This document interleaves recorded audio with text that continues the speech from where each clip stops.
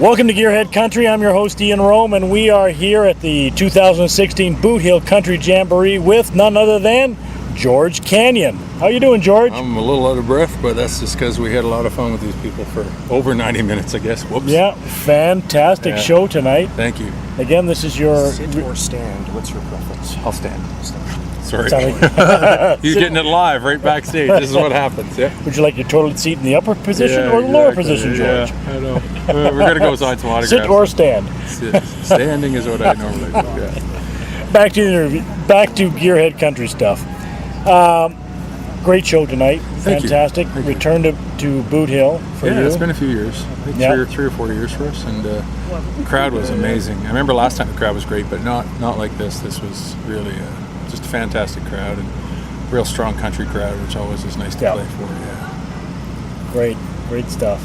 Great stuff. Well, because this is Gearhead Country, I want to sort of flip it back right away. We don't have a lot of time here, so let's just talk about some of the Gearhead stuff that our listeners want to hear, and what was your first car growing up? My first car. What was the first vehicle you can honestly say you owned yourself outright? I bought it from my granddad for $1. It was it needed an anchor. That's how big it was. It was big. I can't even remember. Like a Plymouth something. And I never got to drive it. The land yacht. Big red land yacht. It sat in the yard, but I was so proud. My first car, technically, was not a car, it was a motorbike. Okay. Yeah, it was a Honda Shadow 500. My dad and I got together, and that was my car. That's what I drove as a kid, you know. And I got my license to drive. I used to drive Mom and Dad's K car, and I drive Dad's Dodge pick-em-up truck. But that motorbike was it for me, man. I was a motorbike guy. I still am. Cool.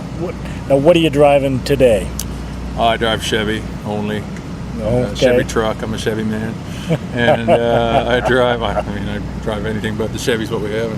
And then my son just got his motorcycle license. Actually, in the process right now, and so him and I are talking about possibly getting a bike together, which would be so cool. Okay, like restoring and building. I want to do that too. We want to restore an old cafe racer, but in the interim, talking about getting a bike. I'm not sure what he loves, is sport bikes, and I'm a Harley guy, so.